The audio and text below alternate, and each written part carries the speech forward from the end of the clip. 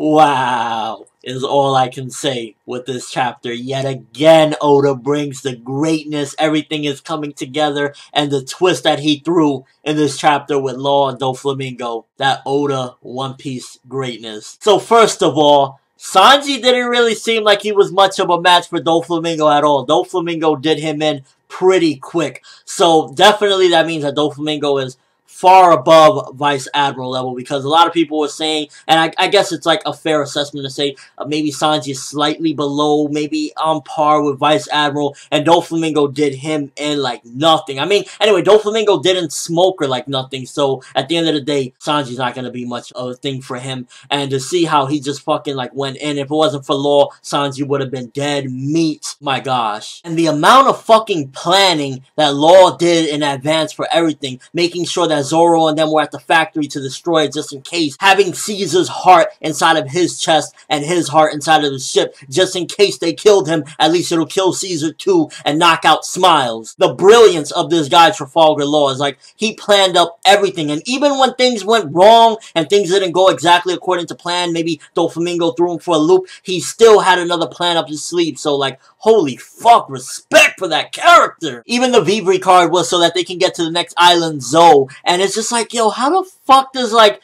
he's so fucking beast. I would really love to know the extent of Fujitora's powers. If he's there fucking sipping on, like, some ramen or some shit and throwing comets at the same time from the sky. Like, yo, you're throwing comets from the sky and eating ramen, like, how fucking strong is this guy? Strong enough that Doflamingo ain't want to tangle him, I know that much. And then we get the revelation of Doflamingo's ability. I believe I called this one a long time ago, earlier this year, that he pretty much had the string fruit, and he was pretty much grabbing onto shit with the strings. But it just also makes me wonder to what extent can he control the strings, because we've seen him do several different things, like not even be looking at the person, barely moving his fingers, and the strings are kind of moving. So I don't think it takes or requires much movement from his end in order to bend the strings and, like, you know, hurt people with the strings and whatnot. So this power, even though it's a paramecia, it's still freaking strong as hell. And once again in this chapter, the display that Doflamingo does care about his people, and nonetheless, like, all the times that we thought he was ruthless, he don't even give a fuck about his own people, Bellamy, how he just did him in, he really does genuinely care for them. When Law tries to take Jola hostage, you can immediately see the smiles completely gone from his face, because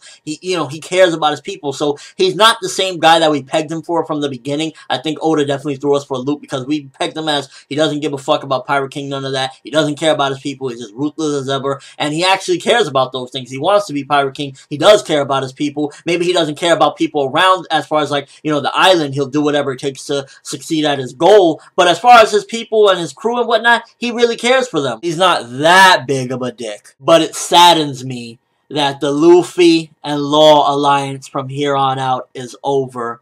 And, like, we get the bombshell that he was using the Straw Hats this entire time to basically get his revenge against Doflamingo for something that happened 13 years ago. Oda, why are you teasing us? What the fuck happened 13 years ago? Now, whatever happened 13 years ago, it definitely happened before Doflamingo came and took over Dressrosa. Maybe when Law was little, Doflamingo killed his family and, you know, didn't think nothing of it. It's definitely something, because at the time, what, Doflamingo was, like, 13 years younger. He was still, you know, a grown man, and Law was only like 13 at the time, because Law was like 26 or something. So he was definitely a kid and probably couldn't do anything to stop Doflamingo from whatever he did. I'd imagine it definitely has something to do maybe with like a relative, maybe his friends. I remember seeing a picture of Law when he was a kid, and he had like some sort of uniform on, like he went to a prestigious school or something. So it makes me wonder, maybe he went and like destroyed Law's homeland where he lived and like killed all his people. It's also making me wonder if Doflamingo had something to do with what happened to Z in his past, and maybe Law has a connection to Z, and maybe that's why he's pissed as well. There's so many theories that could go right now, but it's definitely something very interesting, and overall, just this chapter, once again, another fucking great one. I mean, first Sanji gets his fucking ass kicked from Doflamingo, then we find out all this fucking plan that Law did, and it was all for vengeance. On one half, it's like, holy fuck, so that means they're really not gonna go after Kaido, and he never planned on going after Kaido. It was all for him to get his revenge against Doflamingo, but at the same time, it's like,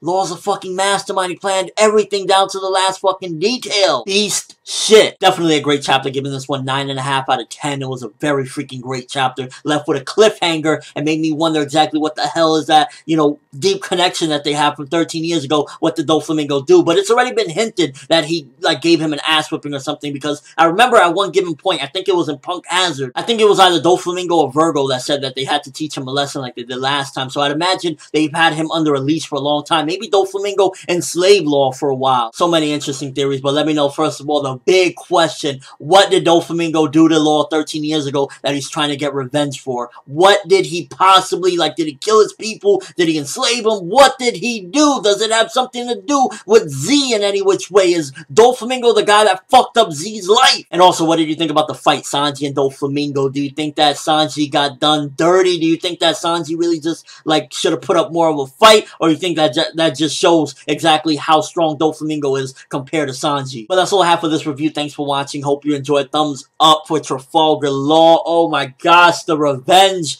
Can't freaking wait. Oh, ForneverWorld, and as always, people, have an awesome day.